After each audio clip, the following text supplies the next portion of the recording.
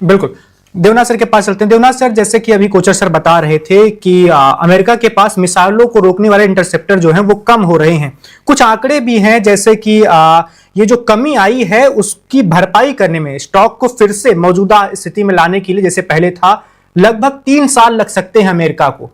क्या आपको भी लगता है कि यह सबसे बड़ी कमजोरी है इस वक्त अमेरिका की, कि ईरान तो लगातार मिसाइलों का हमला करेगा लेकिन उसे रोक पाने की जो शक्ति है अमेरिका की वो कम हो गई है अब? हाँ वैभव जी, जनरल कोचर ने बहुत ही अच्छा शब्द इस्तेमाल किया, लॉजिस्टिक्स।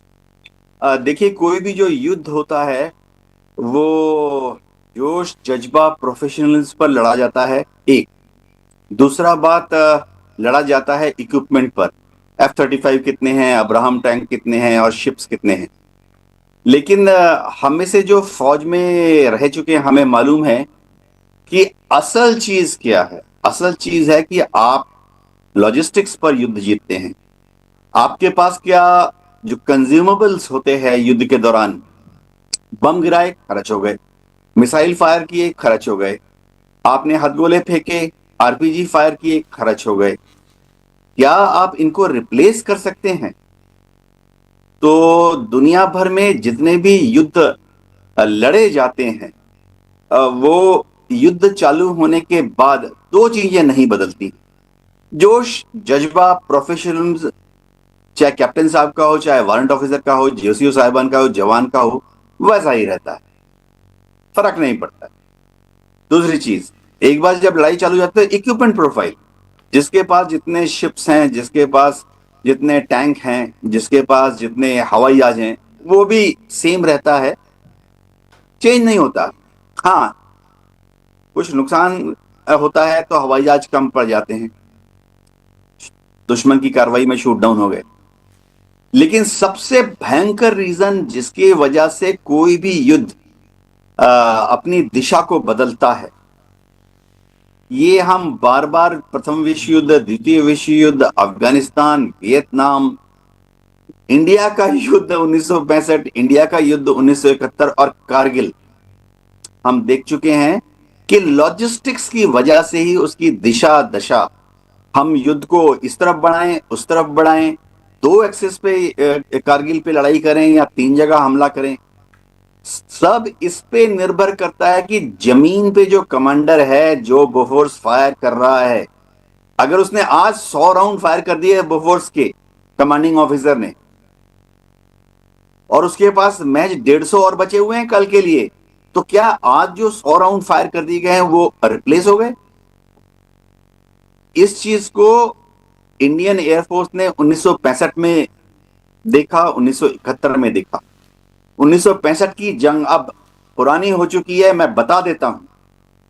1900 नथिंग सीक्रेट ऑल्सो, 1965 और 1971 की जंग में हमने जो पश्चिम पाकिस्तान पर हमला किया था उसको कम किया या रोक दिया गया या सीज फायर की पेशकश की, इसका सबसे बड़ा कारण यह था कि चीफ ऑफ एयर स्टाफ हर रोज सुबह 9 बजे एमओडी में जाते थे और डिफेंस मिनिस्टर के सामने एक पर्चा रखते थे कि मेरे पास इतने बॉम्ब बचे हुए हैं, मेरे पास इतने रॉकेट्स बचे हुए हैं। ऐसा ही कुछ आर्मी में भी होता होगा, मैं अवगत नहीं हूं। तो अभी अमेरिका जो युद्ध लड़ रहा है, ईरान भी जो युद्ध लड़ रहा है, ये हम देखते हैं ना कि 2 दिन, 7 दिन, 11 दिन इंटेंस युद्ध हुआ और फिर 10 दिन, 20 दिन का लल। ये इसीलिए हो रहा है कि उनके पास कुछ भी नहीं है।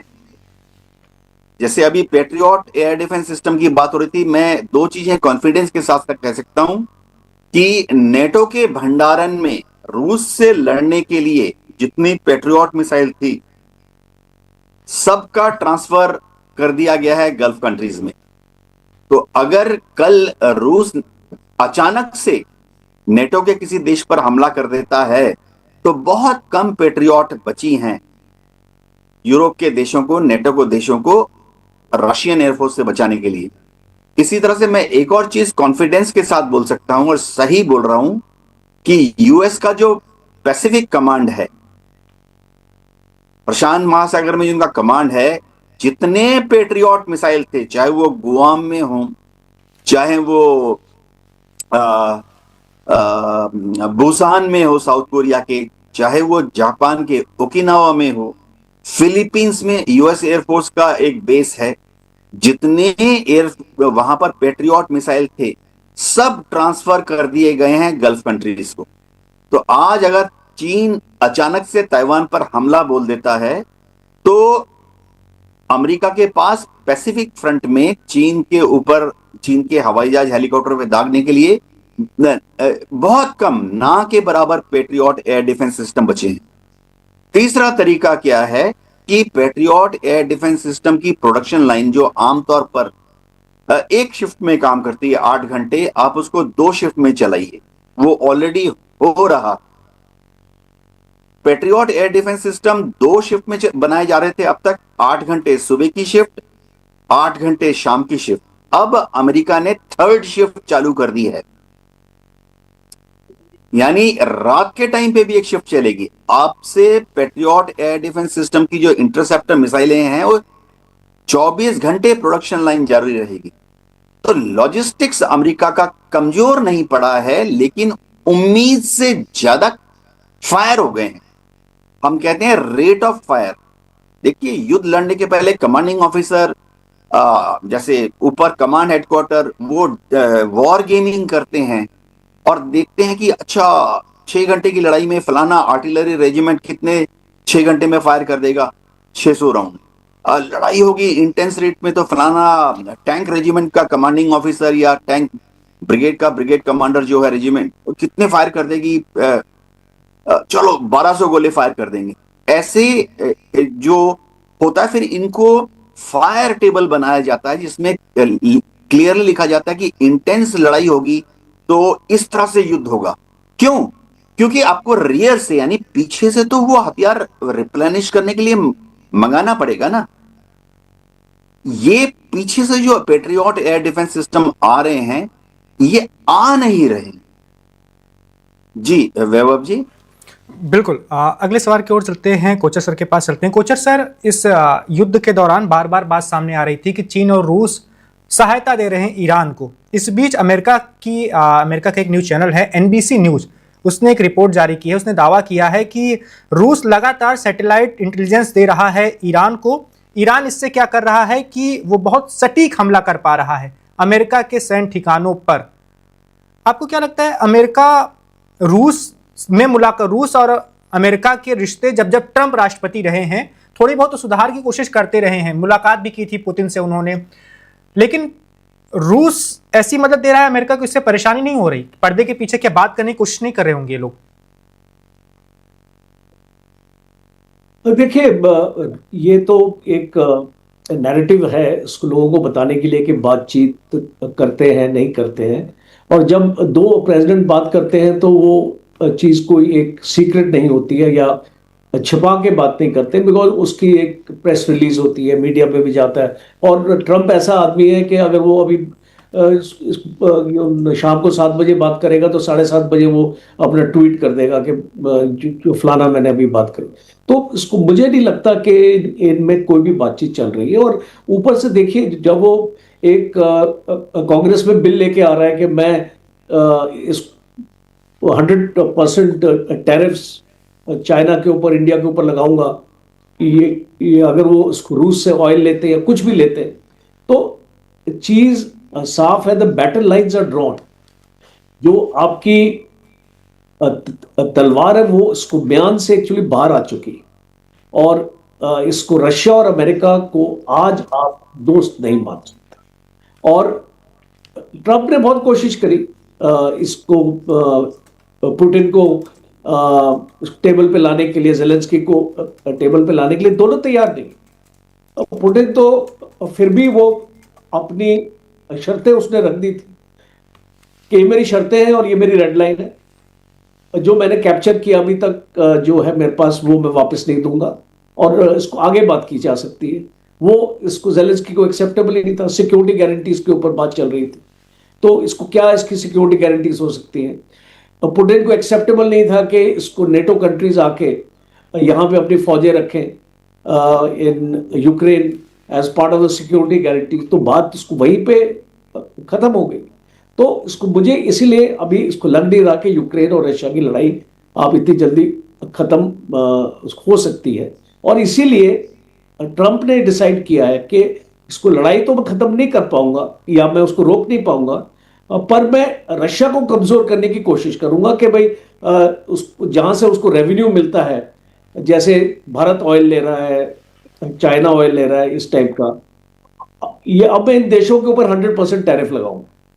तो ये एक उसकी रणनीति है और वो उसके हिसाब से चल रहा है। बट ये आपने एक और बात का जिक्र किया, बहुत इंपॉर्टेंट है, वो जो पिन पॉइंट एक्यूरेसी ईरान को जो मिल रही है वो इस पॉसिबल नहीं थी पहले। हमने 12 दिन की लड़ाई में भी देखा पिछले साल के इस टाइप की मदद ईरान को नहीं मिली, पर इस लड़ाई में हम देख रहे हैं। आपने इसको एक मैं आपको जॉर्डन का भी, ये कुवैत में जो अटैक हुआ है अहमद अल जबार एयरबेस के ऊपर जो अटैक हुआ है, ड्रोन्स के साथ इन लोगों ने हमला किया है, पिन पॉइंट एक्यूरेसी।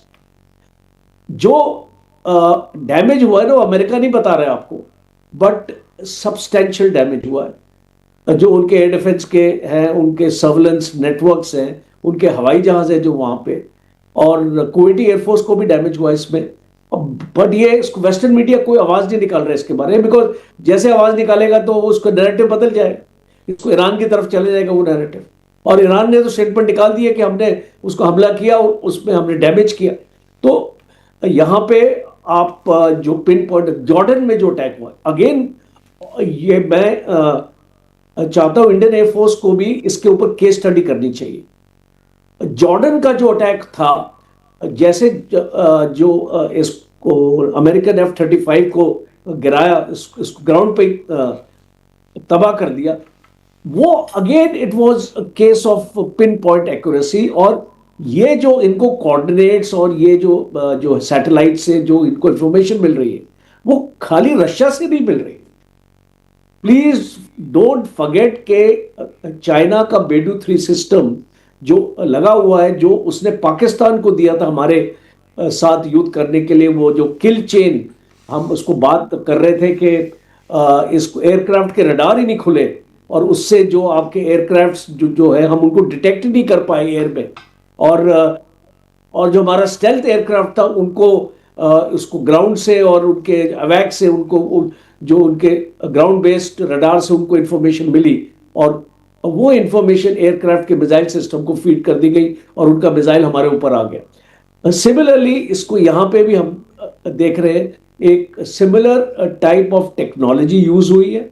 और एक चीज और आपने देखा होगा, ईरान के पास जो चाइना ने इस बार जो इसको मिसाइल्स दी हैं, अब देखिए आपके पास स्टेल्थ एयरक्राफ्ट है, स्टेल्थ एयरक्राफ्ट को आप डिटेक्ट नहीं कर सकते, बट जो उसका एग्जॉस्ट से जो उसकी हीट निकल रही है, अब इनके पास ऐसी मिसाइल्स आ गई है कि वो स्टेल्थ को तो नहीं पकड़ रही, वो ये एग्जॉस्ट से जो निकल के आ रहा है, आपकी फ्यूम्स निकल के आ रही हैं, वो उसकी जो थर्मल रेडिएशन है उसको पकड़ रही है और उसके ऊपर होम बाउंड करके खत्म कर रही है। और इसीलिए 1 या 2 आई थिंक F-35 अमेरिका के लोगों ने गिराया।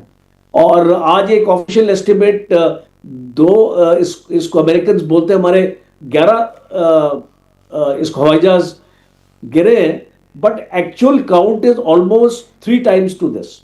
तो एक और इसीलिए ईरान ये बोलता है कि भाई हम ये लड़ाई जीत रहे हैं बिकॉज हमने आपके इतने हवाई जहाज गिरा दिए। अब देखिए ईरान की एयरफोर्स तो कोई ग्रेट नहीं है, तो वो इस एयर टू एयर बैटल तो हुआ नहीं, और उनके पास ऐसे हवाई जहाज भी नहीं जो मैच कर सकते अमेरिकन के हवाई जहाज को। बट उनके पास जो मिसाइल्स हैं और जो एयर डिफेंस का उनके पास जो महकमा है और जो जमीन के अंदर रहता है, थोड़ी देर के लिए बाहर आता है, फायर करता है और फिर से जमीन में घुस जाता है, तो अमेरिका डिटेक्ट नहीं कर पाया, उसको कंफ्यूज करके रखा हुआ है। तो इसीलिए मैं ये मानता हूं जो आप इसको बोल रहे हैं, चाइना और रशिया का बहुत बड़ा रोल है इसमें।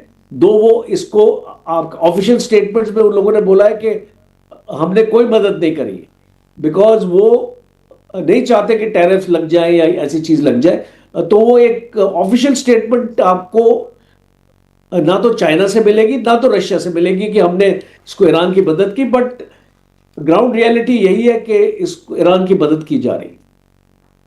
बिल्कुल, इसी सवाल को लेकर देवनाथ सर के पास चलते हैं। देवनाथ सर, जैसा कि अभी कोचर सर ने विस्तार से समझाया, क्या इसको ऐसे भी माना जाए कि रूस यूक्रेन के युद्ध में अमेरिका ने जो कुछ किया है, यूक्रेन की लगातार मदद करके, उसका बदला रूस लेने की कोशिश कर रहा है ईरान में?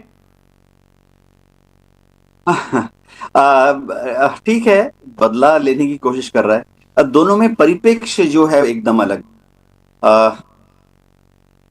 यूक्रेन में नेटो कंट्रीज और अमेरिका यूक्रेन की फौज को मदद कर रही है रूस के खिलाफ लड़ने के लिए।